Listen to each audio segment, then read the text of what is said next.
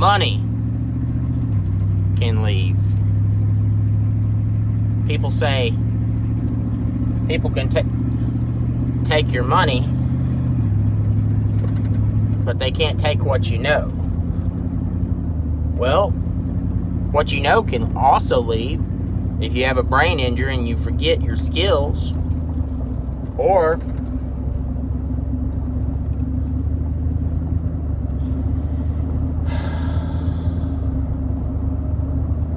so what can you take with you?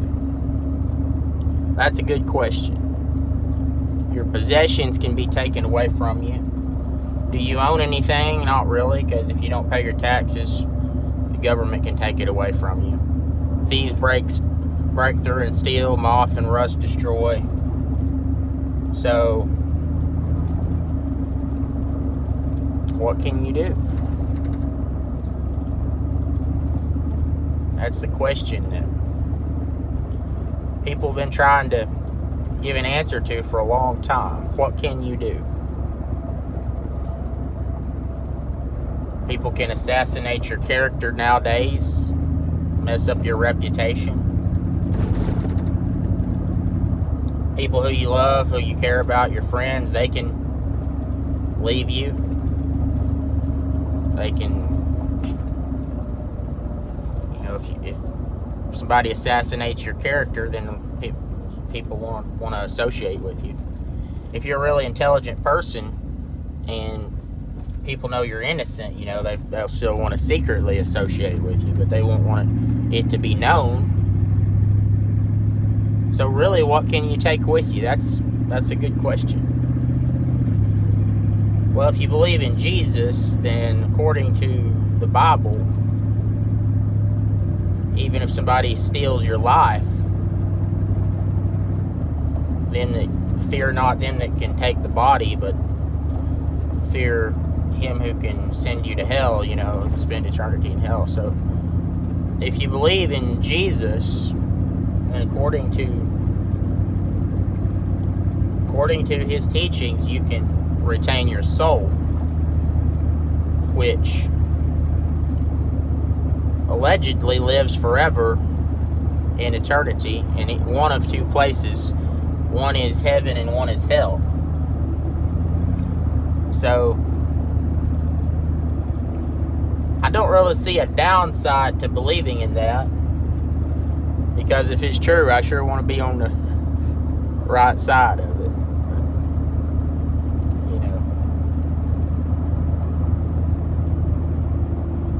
It's interesting. It's interesting, the teachings of Jesus and Christianity, because it's so foreign in some ways to what we are indoctrinated with on a daily basis. How our system works, how our country, how people think and treat you. I was talking to a guy today about it. How, according to Christianity, the fact that your soul's saved and is in Christ is what you need in order to obtain salvation. But a lot of people think that you can work your way to heaven. So he was saying, that the Bible doesn't teach that you can work your way to heaven, but it can only be obtained through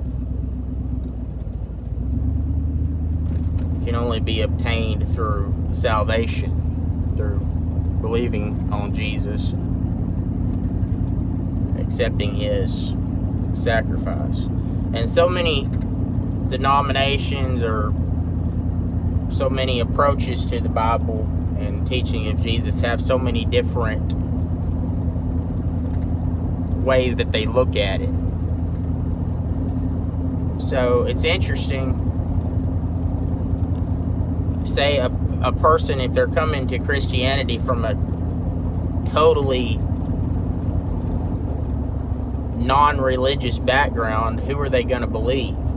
Well, it seems to me like whatever church they happen to fall into is what they believe. If a person's raised a certain way, they seem to believe a certain way. So I see a lot of Christians trying to persuade other people to be Christians, but a lot of what they say, they tell you stuff, but they don't back it up with reason. And if somebody is a non-religious person, comes from a purely logical background, they want some kind of reasoning to back it up, you know. So a lot of people who try to lead others, say, to their religion, to their denomination or persuasion or whatever, it's like they don't really know exactly why they believe what they believe. It's just they know this information because they've been raised that way. So that's really hard. It's really hard to persuade somebody in a certain direction if you don't really know why it is that you believe what you believe. It's, for instance, if somebody has grown up, their family's always driven Ford, and they're talking to a Chevy person trying to tell them why Ford's better, and they just say, well, Ford's better than Chevy. Well, it's like, okay, but that's not really a persuasive argument, just telling me that one thing's better. I need some kind of evidence here. Just exactly what is it that's better about it? What is it? What's the reason why you believe this certain way, and that you're trying to convince me to believe a certain way? Are you trying to convince me to join your particular persuasion of Christianity because you think it's going to earn you points with your church friends, with your church social club? See, that's not a pure-hearted motivation, but it seems like that's the case in a lot of ways, and I hate to say it. I know it's going to make a lot of people mad for me to say that, but somebody needs to be saying this stuff, because if you really think that the way that you believe is the truth, and you want to persuade somebody to what you believe, you need to have some kind of concrete reason. Another thing is, if you believe a certain way, and you're, say, part of a certain subsect of Christianity,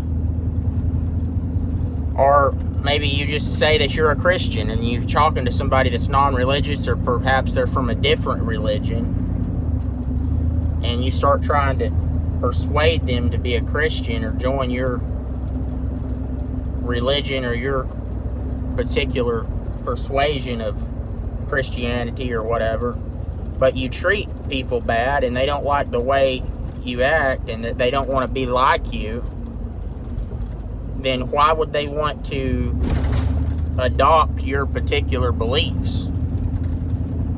If you go around and you're disrespectful to people, or if you're just hard to be around, or say you're not motivated to do anything in life, you know, you just kind of a leech on society. And I'm not trying to be mean here, I'm just saying, I'm talking about how if somebody perceives you in a negative way, why would they want to join and adopt your beliefs? Why would they want to join your club? It's like, say you're part of a social club and you're trying to convince somebody to join up with it, you know, but that particular social club is hated by everybody.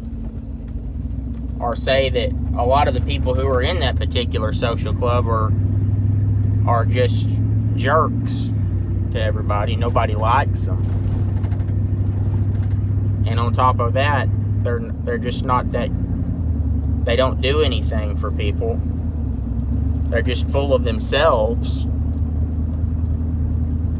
then why would you want to join that club? Why would you want to adopt the beliefs of somebody that you don't want to be like? So if you're part of a certain subsect of Christianity, there's a thing in the Bible called, you will know them by their fruits. And the fruits of a Christian is honesty, it's patience.